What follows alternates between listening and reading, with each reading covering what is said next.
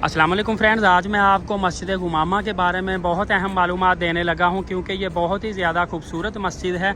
और जो भी बंदा मदीना पाक में आता है, चाहे उसकी रहाइश कहीं भी हो, वो लाजमी पूछता है कि गुमामा मस्जिद किस साइड पे है।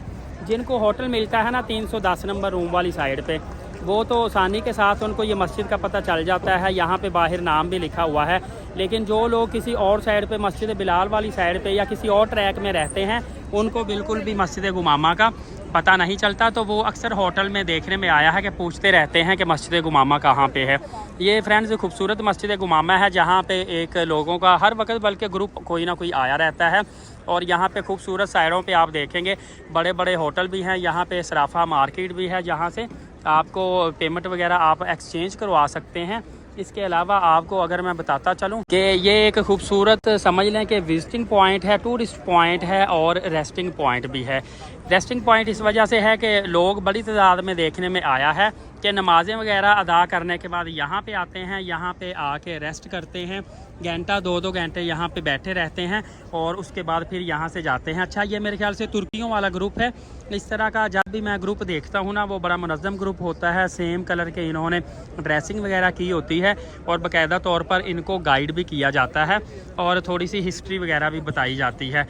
तो फ्रेंड्स, एक बहुत अच्छा पॉइंट है ये, पिकनिक पॉइंट, रेस्ट पॉइंट है। नमाज के बाद यहाँ पे लोग आते हैं। तो मैं आपको मस्जिद गुमामा की थोड़ी सी हिस्ट्री थोड़ा सा मैं आपको बताऊंगा। कुछ लोग हिस्ट्री इसकी थोड़ी सी चेंज बताते हैं, लेकिन जो मेन बोर्ड पे लिखा हुआ है ना, वो मैं कोशिश करता हूँ आपको बताने का। और साथ साथ आपको मैं दिखाता हूँ, ये देखिए, ये इंडोनेशिया का एक ग्रुप है, बड़ा खूबसूरत अच्छा ग्रुप है।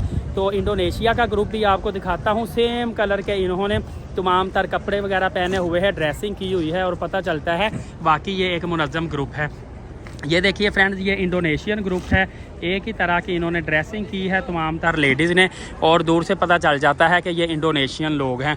इसी तरह तुर्किश का भी मैंने आपको बताया था कि तुर्की जो लोग हैं उन्होंने भी तकरीबन सेम ड्रेसिंग की होती है। इस तरह ये फ़ायदा होता है कि हरम में जब ये तवाफ़ के लिए भी जाते हैं ना, वहाँ पर जितना मर्ज़ी रश क्यों ना हो, वहाँ पे दूर से ड्रेसिंग से पता चल जाता है कि ये हमारे ग्रुप का बंदा है।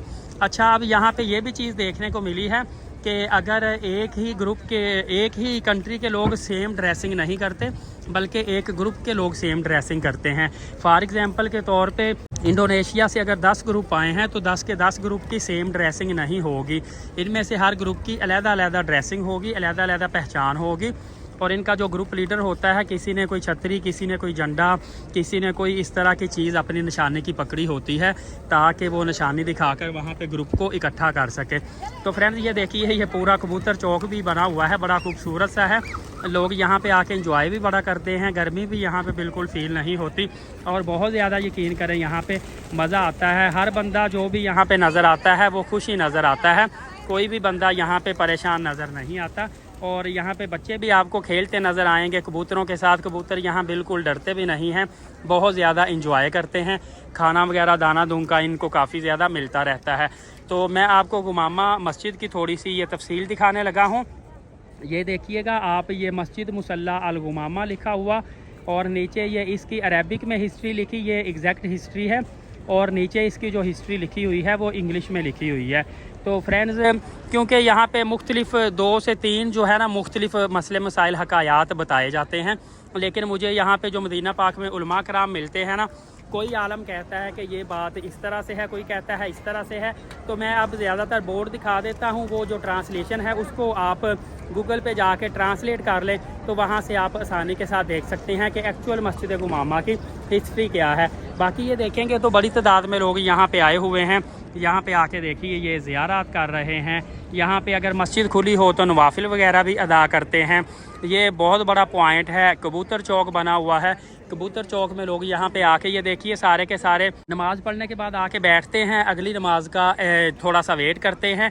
स्पेशली जिनके होटल दूर होते हैं वो लोग यहाँ पे देखने में आए हैं कि वो अपने होटल में इतनी दूर जाके फिर वापस आते हैं, तो उनके लिए थोड़ा सा मुश्किल पेश आती है, जिसकी वजह से अक्सर ये लोग यहाँ पे ही स्टे करना और यहाँ पे रुकना प्रेफर करते हैं। तो फ्रेंड्स जब भी आप आएँ आप एक दफ़ा मस्जिद गुमामा और इसके करीब तरीन जो एरियाज़ है उसका लाजमी टूर कीजिएगा, आपको बहुत अच्छा लगेगा। इंशाल्लाह इस तरह की मैं आपको मालूमात देता रहूँगा। एलीट साकिब यूट्यूब चैनल को सब्सक्राइब करें, बेल नोटिफिकेशन को ऑल कर लीजिएगा, नमाज कायम करें, नबी पाक सल्लल्लाहु अलैहि वसल्लम पे कसरत से दुरूद पाक और कुरान करीम की तिलावत करते रहा करें। इजाज़त दे, बहुत शुक्रिया, जज़ाकल्लाह।